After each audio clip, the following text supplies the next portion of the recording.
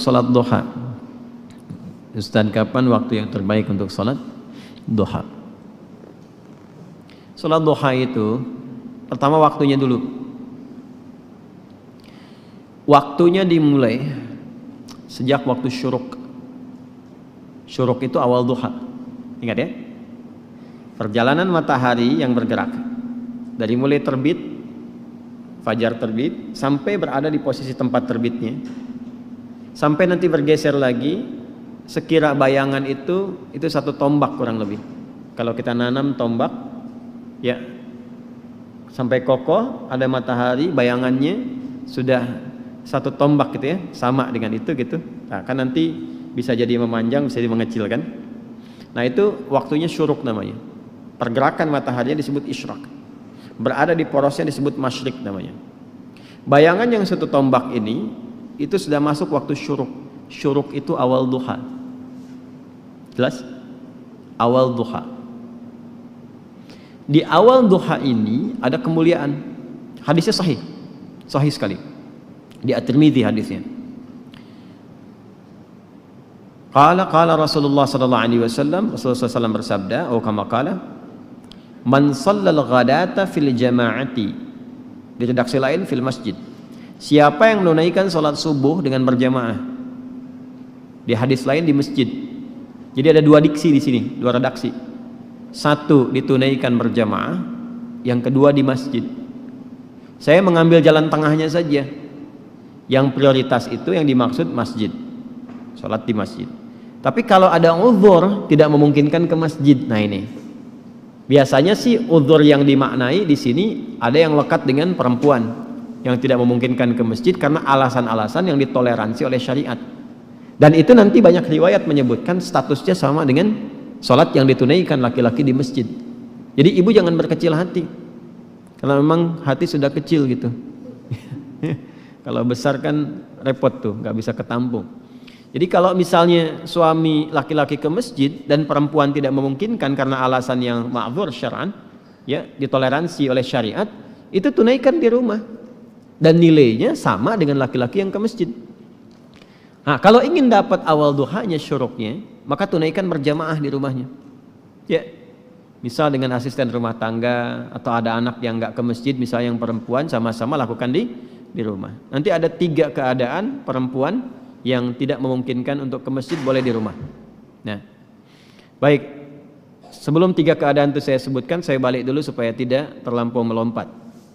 Man shalal ghadata fil jama'ati aw fil masjid. Siapa yang menunaikan salat subuh berjamaah atau di masjid, kemudian thumma yaq'udu yadhkurullaha. Lalu dia tidak langsung beranjak, berzikir dulu. Duduk zikir. Saya telah terangkan di satu kesempatan di malam tadi kan, zikir itu banyak, bisa berdoa, bisa kalimat thayyibah, bisa baca Al-Quran, bisa ta'lim, itu bagian dari zikir. Ta'lim, kalau ada muhadarah, orang Arab bilangnya muhadarah, kalau kita ta'lim. Itu paling singkat, paling gampang, dapat sholat syuruk tuh paling enak tuh itu. Kalau Sabtu Ahad kan ada kajian subuh kan, enak kan tuh duduk. Nah itu kajian itu termasuk dari zikir yang mengingatkan kita dengan Allah. Itu dalilnya di Quran surah 3 Ali Imran di ayat 190-191 itu. Inna fi khalqis samawati wal ardi wa ikhtilafil laili wan nahari la ayatin liulil albab. Siapa ulul albab itu? Alladzina yadhkurunallaha qiyaman wa qu'udan wa 'ala junubihim wa yatafakkaruna fi khalqis samawati wal ardi. Nah, tafakkur itu masuk dalam kajian, konteks kajian. Ah itu sedang berzikir kepada Allah Subhanahu wa taala. Karena itu di hadis Muslim, komen Nabi terhadap orang yang sedang ngaji itu tinggi, menyampaikan 4 kemuliaan. Ya, majtama'a qaumun fi baitin min buyutillahi. Enggak pernah ada orang kumpul di salah satu rumah Allah. Kemudian kumpulnya itu spesifik. Yatluna kitaballahi wa yatadarasunahu fima bainahum. Mereka ngaji di situ. Ngaji, mempelajari ayat, mendiskusikannya. Illa kecuali orang-orang itu sedang disebutkan oleh Nabi mendapatkan 4 kemuliaan. Ghasyiyatuhum rahmah, dinaungi oleh rahmat Allah Subhanahu wa taala. Nazalat alaihimus sakinah, diberikan sakinah, ketentraman pada jiwa, ya. Kemudian wa haffathumul malaikah, dinaungi oleh malaikat, malaikat banyak berkumpul. Kemudian wa dzakarahumullahu fiman indah. Nah ini dia kalimatnya. Wa dzakarahumullahu fiman indah, disanjung-sanjung oleh Allah orang-orang ini, ya kan? Sanjung-sanjung oleh Allah di sekitaran makhluk yang ada di dekat arsy. Disebut-sebut namanya. Ya, itu hambaku fulan. Fitnah disebut-sebut tuh. Fitnah nih. Masya Allah, datang jauh-jauh dari Jakarta. Disebutin tuh sampai selesai. Ya, Masya Allah. Itu disanjung tuh. Makanya Nabi itu mensupport kita untuk menghidupkan halaqah zikir. Nah, zikir itu salah satunya ada yang memahami dengan ilmu. Majlis-majlis ilmu, majalis ilmi. Nah, dalilnya dari mana? Yang Al-Mujadalah itu ayat 11. Ya. Ya ayyuhalladzina amanu idza qila lakum tafassahu fil majalisi fafsahu yafsahillahu lakum wa idza qila inshuzu fanshuzu yarfa'illahu alladzina amanu minkum walladzina utul ilma darajat. Paham ya? Nah, itu gambarannya. Nah, kemudian dia nggak langsung beranjak. Jadi setelah sholat 2 rakaat subuh, ya kan?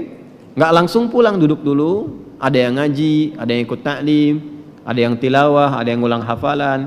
Ya, sampai tiba bidayatul duha, awal duha. Awal duha itu disebut dengan syuruk itu. Ya, hatta bidayatul duha, sampai tiba awal duha. Ya, fa yusalli raka'ataini. Kemudian dia salat 2 rakaat di awal duha itu. Fakana alaihi ka ajri hajjin wa umratin. Maka dia mendapatkan pahala yang senilai dengan haji dan umrah. Sempurna. Jangan dipahami sudah haji dan umrah, bukan. Dipahaminya pahala yang senilai itu. Ya, tapi belum tentu dapat kemuliaan salat misalnya di Masjidil Haram, Masjid Nabawi, itu kan kemuliaan yang lainnya. Tapi pahalanya baik. Apa di antara pahalanya senilai haji dan umrah itu? Ya, berpeluang mendapati surga dan rahmat Allah Subhanahu wa taala. Berpeluang merubah perilaku jadi lebih baik. Kan birrun itu adalah perubahan dari sifat kurang baik menjadi baik. Ketika melekat pada pelakunya disebut mabrur. Makanya di situ disebutkan haji mabrur, haji yang merubah perilaku seseorang menjadi baik. Nah, di antara jalan kalau belum bisa mampu haji atau umrah, konsisten salat syuruk itu awal duha. Kalau orang terbiasa salat syuruk, manfaat utamanya ya itu bisa merubah perilakunya menjadi lebih baik. Itu yang dimaksudkan. Jelas? Makanya didapatkan pahala senilai haji dan umrah. Dan itu mahal sekali. Ini awal duha. Pertengahan duha itu berlangsung, kalau sekarang tariklah waktunya 1 jam dari sholat subuh, ya 1 jam lah, kurang lebih 1 jam paling cepatnya. Jadi kalau subuh 4:30, awal duhanya itu awal syuruk jam berapa? 5:30, ya. Atau kalau mau garis aman kadang ada yang nambah 15 menit lagi, ada yang nambah 1,5 jam gitu ya, nggak ada masalah. Sampai matahari mulai naik sekitar jam 7:30, jam 8 lah, 7:30 sampai jam 8. Nah, itu sudah pertengahan duha. Kalau dikonversi ke jam sekarang, zuhurnya jam 12 kurang, ya sampai jam 10:30 lah pertengahan duha itu. Kalau lihat situasi sekarang ya, kadang-kadang panas kan, kadang-kadang agak mendung gitu. Sampai 10:30 itu pertengahan duha. Kalau awal duha, bilangannya 2 rakaat. Pertengahan duha bisa sampai 4. Bisa sampai 4. Umumnya. Manfaatnya banyak lagi. Itu yang dimaksudkan pengganti zikir dari seluruh tubuh itu. Ya, tubuh kita kan sebetulnya harusnya berzikir, semua tubuh kita tuh. Dari pikiran, dari mata, telinga sampai ujung kaki. Zikirnya anggota tubuh itu dengan mengingat Allah, dengan cara menggunakan semua fungsi tubuh pada yang dikehendaki oleh Allah.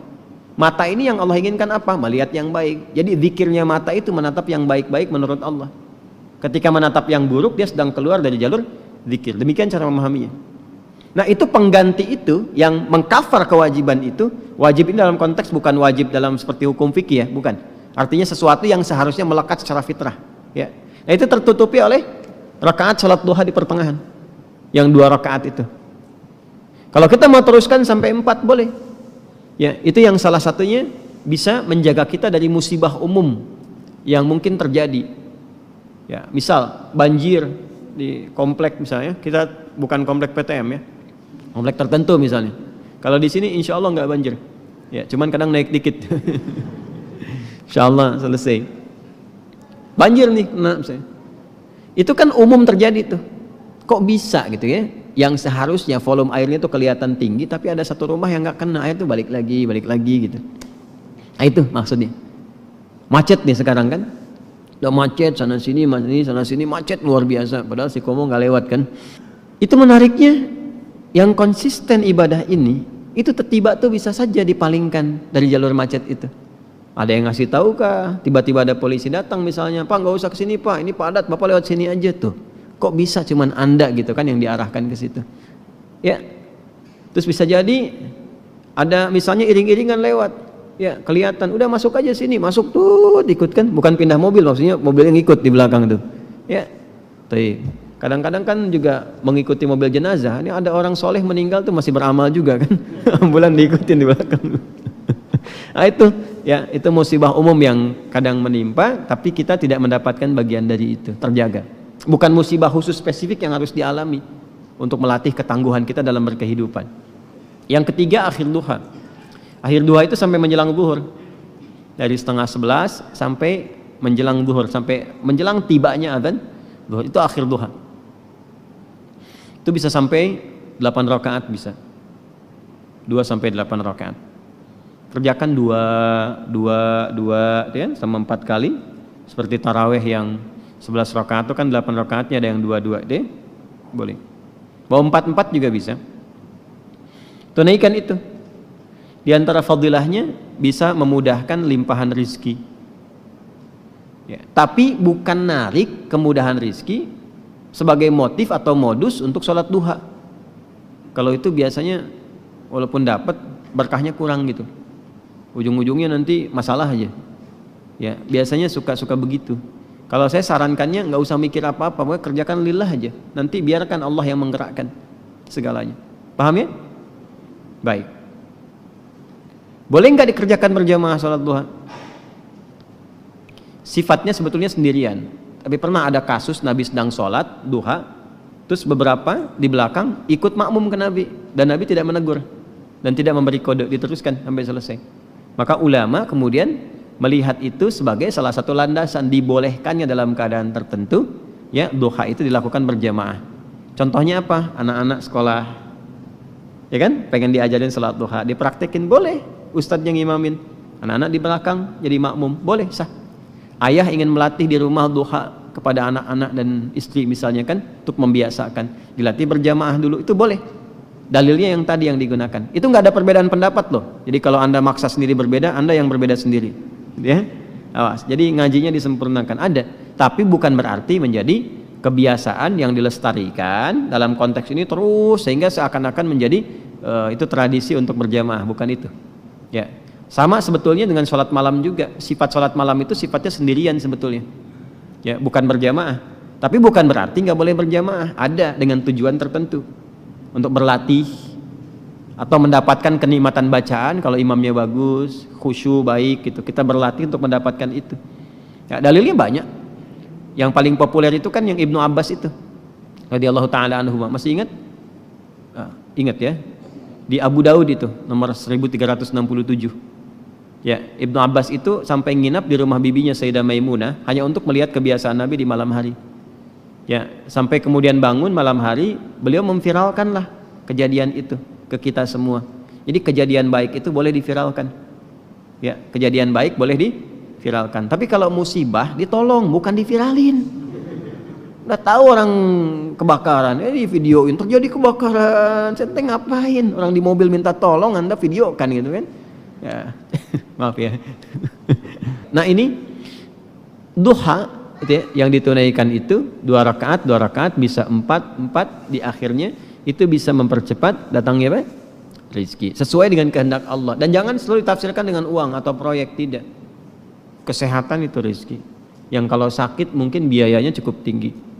Ketenangan itu rizki, yang kalau gelisah keberlangsungan bisa ke psikiater atau psikolog, yang biayanya juga mahal juga. Makanya tenang itu mahal, Bu, Pak ya. Tenang itu mahal, dan itu solusi sekali, solusi. Kecuali kalau ada maksiat tenang, nah itu bermasalah. Kalau bisa dilakukan, bukan hanya dosa digugurkan, tapi setiap hurufnya mempercepat terkabulnya doa kita di hadapan Allah Subhanahu wa taala. Ya. Ada 2 surah di dalam Al-Qur'an yang bila 2 surah ini dibacakan, itu setiap hurufnya dihitung bisa berpotensi menggugurkan dosa sekaligus mengabulkan doa-doa yang dimintakan. Sepanjang doa itu baik untuk urusan dunia akhirat kita. Kalau salah satu kurang baik, diperbaiki oleh Allah. Misal dunia baik tapi akhirat tidak, maka diperbaiki oleh Allah kepada yang lebih baik. Surat pertama Al-Fatihah, surah kedua Al-Baqarah. Sebelum doa baca tuh Al-Fatihah sama Al-Baqarah. Tapi Al-Baqarahnya tidak dari ayat yang pertama. Kepanjangan. Cukupkan di ayat 285 sampai ayat 286, dua ayat terakhir. Hadisnya sahih. Kalau mau dikuatkan biasanya banyak ulama memasukkan ayat 284. Ada yang sudah masuk ke dalam Ka'bah di sini? Ini informasi saja. Dan 3 ayat ini, Al-Baqarah 284, 285, 286, itu ayat yang dituliskan di dinding Ka'bah. Itu yang saat berhala dikeluarkan, gambar-gambar dihapus, syair-syair diganti dengan ayat Quran, sehingga jadi kain kiswah Ka'bah di luar. Itu ada sejarahnya. Yang di dalam pun dihiasi dengan hiasan ayat Al-Quran. Di antara yang dituliskan itu Al-Baqarah ayat 284, 285, 286. Intinya di 285 dan 286-nya. Tadi rakaat pertama yang saya bacakan dalam salat Isya. Hadisnya sahih. Itu spesial malaikat Jibril turun kepada Nabi Muhammad SAW mengabarkan kabar gembira siapa yang membiasakan membaca Al-Fatihah. Ya, kemudian 2 ayat terakhir di Al-Baqarah dari amanar rasulu sampai fansurna 'alal qaumil kafirin, tidaklah dia membacakan itu kecuali setiap hurufnya dijaminkan mengabulkan doa-doa yang dia mohonkan sepanjang benar doanya dan tidak diselimuti maksiat. Ini maaf ya. Ini saya minta maaf dulu nih. Kalaupun Anda benar doanya khusyuk sampai nangis, tapi ada selimut maksiat dalam permohonan doa itu pengabulannya mental lagi. Hadisnya sahih. Thumma dzakara rajula yutilu as-safara ash'atha aghdara yamuddu yadayhi ila as-sama' fayaqulu ya rabb faqala Rasulullah sallallahu alaihi wasallam anna yustajabu lidzalik فمطعمه حرام مشربه حرام ملبسه حرام وغذي بحرام فأنى يستجاب لذلك رواه مسلم. Nabi mengisahkan seorang lelaki menempuh perjalanan jauh. Awas, menempuh perjalanan panjang untuk ketaatan itu mempercepat doa dikabulkan 2 kali lipat dibanding orang biasa. Makanya kalau ada orang mau ke Mekah umrah, mau haji, titip doa. Ada yang mau beasiswa ke Madinah, ke Mekah, ke Al-Azhar, ke Mesir, titip doa. Saya biasanya kalau mau berangkat umrah, Ustaz titip doa, ayo tulis banyak tuh. Nggak saya baca. Saya simpen aja. Ntar dekat Ka'bah, ya Allah engkau maha mengetahui. Ya. Mohon kabulkan semua doa-doa ya dari teman-teman jamaah yang dititipkan dalam kertas yang telah mereka tuliskan itu. Simple kok, daripada capek kita bacakan satu-satu. Dan alhamdulillah biasanya ya insya Allah terkabul. Insya Allah.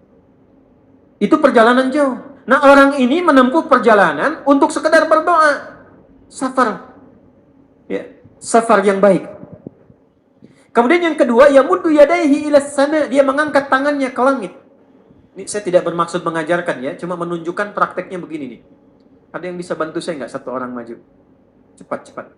Yang depan aja, depan. Jazakallah khair. Mohon pegangkan mic sebentar. Ya, makasih ya. Lihat sini. Gini. Nah, ya. Jazakallah.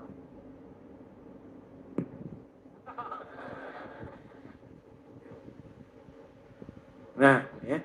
Ini tangan. Lihat. Telapak 2 ya. Berdoa itu sesuai porsinya dan ikuti caranya Nabi. Kalau doanya formal dalam sholat dan diikat dengan gerakan, jangan kreatif. Ikuti seperti Nabi yang contohkan. Misal dalam sholat, shollu kama ra'aitumuni shollu. Sholatlah seperti kalian melihat aku sholat. Nanti ada 3 posisi atau sampai 4 posisi dalam sholat yang mempercepat terkabulnya doa. Posisi puncaknya sujud. Hadisnya sahih, inna ma aqrabal 'abdi min rabbih wa huwa sajidun fa aktsirud doa. Keadaan terdekat antara hamba dengan Rabbnya adalah saat sujud, maka perbanyak doa saat sujud. Tangannya posisi sujud begini, menempel. Jadi nggak usah begini. Oke? Begini. Nah, ini di luar sholat. Di luar sholat, kalau berdoa, tangan begini. Lihat baik-baik ya. Ini kitabnya agak banyak, bahasanya panjang, saya berikan yang simpelnya saja ya. Baik. Ini kan teman-teman telapak yang kanan, yang kiri ya. padukan begini. Ya. Lalu setiap Anda kan pasti punya garis yang kanan dengan garis yang kiri. Ada kan? Itu membentuk keseimbangan. Oh, ini bukan ilmu otak-atik ya. Ini ada sanadnya nih. Pertemukan dua garis itu sehingga seimbang tangan ini. Tuh. Ini masalah sederhana tapi poinnya penting sekali. Sudah? Cara yang pertama begini. Ini di luar salat dan bukan dalam posisi saat istisqa, saat minta hujan. Begini. Sudah? Pertemukan. Lalu letakkan jajar dengan dada di sini. Ya. Jadi kalau dada itu ini posisinya, ini nahar di sini. Ini ada rongga dari bagian atas dengan perut, ada rongga kosong. Nah ini yang disebut dengan sodrun di sini. Ya, kalau kita meletakkan telapak tangan saat sholat begini, letaknya di sini. Yang ini perut, yang ini nahar. Doa itu di sini. Jelas? Semakin kita memohon dengan lebih sangat, naikkan sedikit begini. Sudah? Kalau istisqa minta hujan agak lebih tinggi ke atas. Nah ini cara mengangkat yang standar di sini untuk memohon. Jelas? Oke, jazakallahu khair. Nah ini orang ini dia mengangkat tangannya. Jadi melakukan perjalanan jauh, mengangkat tangannya, ya muddu yadaihi ilas sama. Orang yang berdoa dengan mengangkat tangan itu dijawab doanya oleh Allah lewat keterangan Nabi SAW. Itu bisa kamakala 2 kali lebih cepat dibandingkan dengan orang yang tidak mengangkat tangan saat berdoa. Jadi Anda cuma sekedar doa dengan mengangkat begini, itu lebih cepat potensi dijawabnya dengan mengangkat doa. Ada seorang bertanya pada Nabi SAW hadis sahih, "Ya Rasulullah, bagaimana pendapatmu dengan seseorang yang meminta kepada Allah dengan mengangkat tangan atau kamakala?" Lalu Nabi mengonfirmasi bertanya balik, bagaimana kalau ada seseorang memohon kepada Anda dengan mengangkat tangannya? Pak, tolong Pak, tolong Pak, tolong. Gitu kan? Di depan rumah Anda, 1 jam begitu Pak, tolong Pak. Kira-kira Anda beri atau tidak? Minimal kalau Anda nggak punya kemampuan, Anda referensikan atau beri sesuai kemampuan Anda kan? Angkat tangannya. Dia jawab, saya malu kalau nggak ngasih. Apa kata Nabi? Innallaha hayyun karimun. Allah itu lebih punya sifat peka untuk merasakan malu pada hambanya kalau dia tidak memberi ketika hambanya mengangkat kedua tangan. Nah, nanti ada beda-beda posisi saat khatib Jumat misalnya 1 begini untuk khatib. Makmum mengangkat 2 tangan. Yang ketiga dia mengatakan ya Rabb, ya Rabb, Asmaul Husna. Doa yang dibuka dengan Al-Asma'ul Husna itu dijawab 2 kali lebih cepat dibandingkan dengan doa yang langsung dimohonkan kepada Allah. Itu perintah. Tahu Nabi Zakaria? Nabi Zakaria apa ujiannya? Diuji oleh Allah, hidup demikian lama sampai rambut memutih, fisiknya letih, istrinya divonis secara medis, maaf, monofos dan mandul. Kata medis gak mungkin punya keturunan. Maka beliau berdoa kepada Allah dan dalam doanya dimulai dengan Al-Asma'ul Husna. Sebelum sampai ke doa itu di Ali Imran ayat 38 sampai 39, buka dulu Quran surah 17 Al-Isra ayat 110. Ini perintah langsung dari Allah.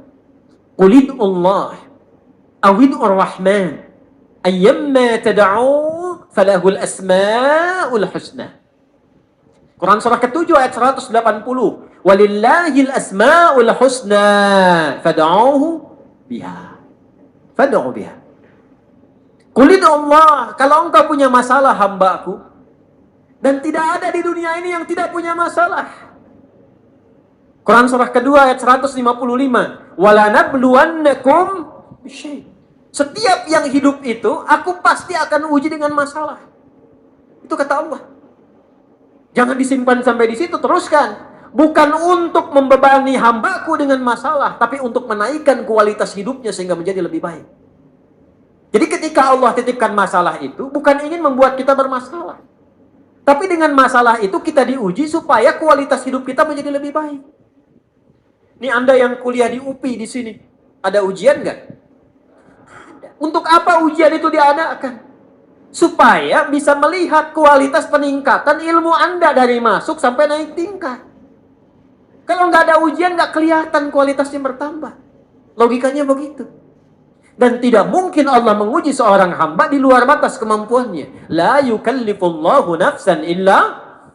Jadi nggak ada orang yang hidup yang tidak punya masalah. Karena rumusnya mengatakan hidup berbanding lurus dengan masalah. Yang hidup pasti punya masalah. Yang tidak ingin punya masalah, tidak ingin hidup. Karena orang yang tidak hidup, yang hilang masalahnya, selesai hidup. Baik. Siapa yang tidak ingin punya masalah? Angkat tangan. Baik. Siapa yang ingin punya masalah? Alhamdulillah. Baik. Yang lain, wallahu a'lam. Nah, kulit Allah kalau sedang diuji masalah, kan yang ngasih siapa? Yang nitipkan siapa? Yang punya solusinya siapa? Kalau Anda tahu yang punya solusinya Allah, kenapa curhatnya bukan kepada Allah? Kan tadi contohkan di Quran, kalau punya masalah curhatin ke Allah. Quran surah 12 ayat 86, sejak era Nabi Yakub. Masalah di rumah tangga, anak bermasalah curhatnya pada siapa? Allah. Innama ashku bathi wa huzni ilallah. Aku tuh kalau punya masalah, sesedih apapun, curhatnya Allah. Bentangkan sajadahmu. Curhatkan dalam sujudmu, tingkatkan takwamu. Wa may yattaqillaha yaj'al lahu makhraja. Quran surah 65 di akhir ayat yang kedua. Bentangkan sajadahmu, curhatkan, habiskan dalam sujudmu, keluarkan tangismu. Sehingga bebannya jadi ringan. Walaupun solusi belum datang, hatinya sudah tenang. Yang diperintahkan, panjangkan sajadahmu, bukan panjangkan statusmu. Kita sudah tahu ayatnya, paham ketentuannya, tapi kenapa prakteknya ditumpahkan di Instagram, di Facebook, bikin vlog di YouTube, hanya untuk curhat saja. Dan ironinya dalam hal yang demikian, tahu yang menyelesaikan Allah. Sekarang tambah bonus, aminkan ya.